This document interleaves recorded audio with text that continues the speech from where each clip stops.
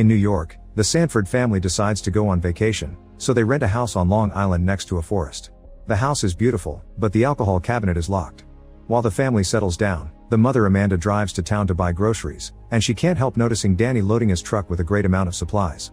Later the family goes to the beach, and the daughter Rose notices a huge oil tanker ship sailing in the distance. At first they think nothing of it, but soon they realize the ship is approaching the beach. People start to panic and run away as the ship crashes against the sand, but thankfully nobody gets hurt and the beach is closed for the day. When the family returns home, they realize the Wi-Fi is not working, and there is no service on their phones or television. Amanda and her husband Clay are also surprised to see some deer in the backyard, which they see as a good omen. In the evening, Amanda hears a noise outside and suddenly someone knocks on their door. Clay gets ready to fight a potential intruder, but two people shock them by knowing their names. It turns out this is businessman George and his daughter Ruth, who are the actual owners of the house. It was George whom Amanda talked to through email to arrange the rent. He apologizes for turning up unannounced, but all phones are out. They went to the symphony in town, and on their way back to the city, there was a total power blackout. Since they live on the 14th floor and George has a bad knee, they thought they could stay in this house for tonight. Amanda hates the idea and doesn't trust them, so George tries to offer her a 50% refund and promises he and Ruth can sleep in the guest room in the basement. To prove his identity, he reveals he has the keys to the cabinet and opens it to take out an envelope, not letting the others see there is also a gun in there.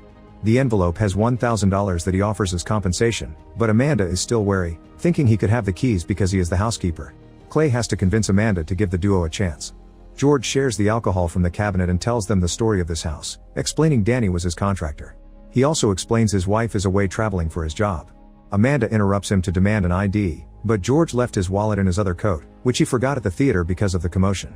This puts Amanda on the edge because George had said he didn't know about the blackout until later. Suddenly they hear an alarm ringing. Ruth has turned on the television and they discover that a national emergency has been issued. Now Amanda has no choice but to let the duo stay in the house. When George and Ruth go to the basement room, it is revealed George knows something because a client warned him. The next morning, Amanda wakes up to see 4 emergency messages on her phone. 2 talk about the blackout, 1 mentions hackers possibly being behind it, and the last one is just random symbols. Worried, she wakes Clay up to show him the messages, but they disappear before he can see them. Clay decides to drive to town to get a newspaper for more information. However, since the GPS is not working either, he soon gets lost. He stops the car and gets out to check if he can catch a signal on his phone, so he doesn't hear the car radio activating for just a few seconds. The reporter informs that the cyber attack has caused a serious environmental disaster in the south, which has impacted animal migration patterns. With no luck with the phone, Clay decides to keep on driving, and moments later he finds a woman waving her arms by the road. It seems she needs help, so Clay stops the car, but the woman can only speak Spanish and he doesn't understand her.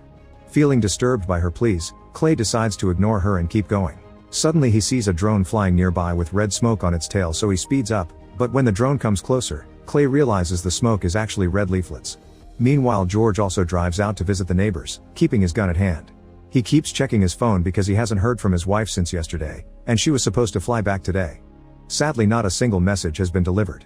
The neighbor's house seems to be empty, and strangely there are tons of random things spread in the garden. The door was left open, so he goes inside and finds a complete mess.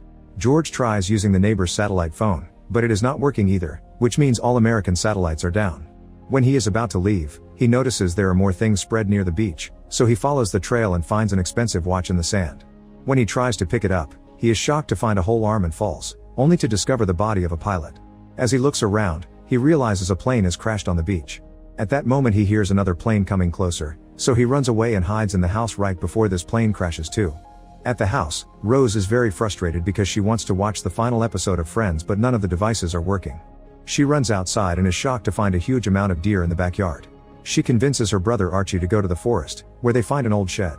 They go inside and Archie tells Rose that someone must live there and can watch her sleep through the window. Rose gets startled and accidentally hits her head as she realizes that Archie is just messing with her.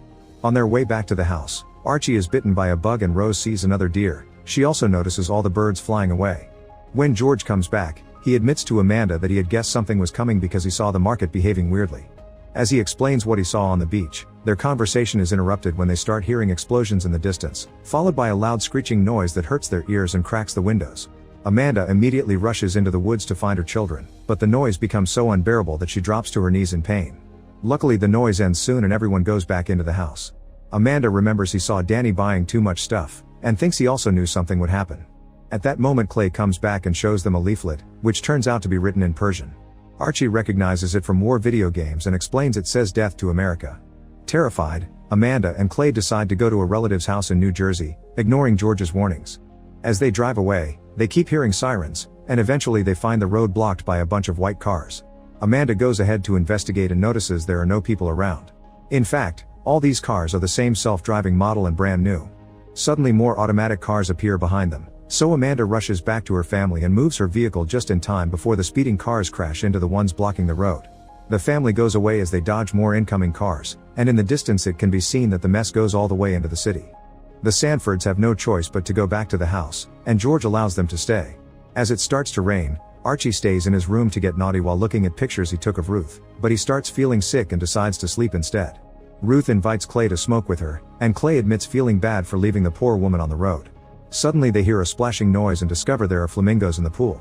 Inside, Amanda and George share a drink, and George makes a confession. He came to this house because a powerful client who works for the Pentagon told him that an evil cabal runs the world. That client asked George to move around his money out of the blue and said that he was going away for a while, which made George realize that something was about to happen. Tired of all this depressing talk, George takes Amanda to the room with his music collection and they dance for a while. They get too close and share a hug, so Amanda points out they are drunk and have spouses. George agrees not to do anything, but he also fears that his wife is probably dead. At that moment, the screeching sound begins ringing again, breaking all the lights and scaring the flamingos away. Now they have to use candles for light, and each family decides to share a bed for comfort. The next morning, they realize Rose is missing and she may have taken one of the bikes.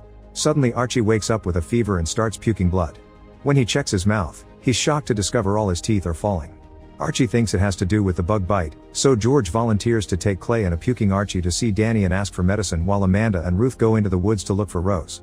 After lots of searching to no avail, Ruth and Amanda take a break at the shed, only to start arguing. Neither of them likes the other very much and an argument ensues, but by sharing their worries, at least they manage to understand each other a little better. At that moment they hear a strange noise indicating something moving outside. Amanda comes out and sees bike tracks, but when she is about to follow them, she hears a noise again and discovers Ruth surrounded by a herd of deer. With no hesitation, Amanda rushes to Ruth's side and starts yelling at the deer, prompting Ruth to do the same. The trick works and the deer run away, so Amanda and Ruth hug each other for comfort. Meanwhile the men arrive at Danny's place, but to their shock, Danny makes them step back and comes out with a weapon in hand. He explains the same noise happened in Cuba a few years ago and caused radiation, so that's probably what made Archie sick. He also knows that the Russians recalled their people from Washington, so he assumes they are at war. However, Danny doesn't care if George is an old friend and Clay is willing to pay. His priority is to help his own family, so he refuses to help them. If they want help, he thinks they should go to the neighbors, who are supposed to have a bunker. George refuses to leave without the medicine, so he takes out his gun and an argument ensues as they aim at each other. Clay moves to get between them and admits he's a useless man, but he begs for the medicine as he gives a speech about him and Danny having one thing in common: they just want to protect their families. Danny finally agrees and gives them the medicine in exchange for money.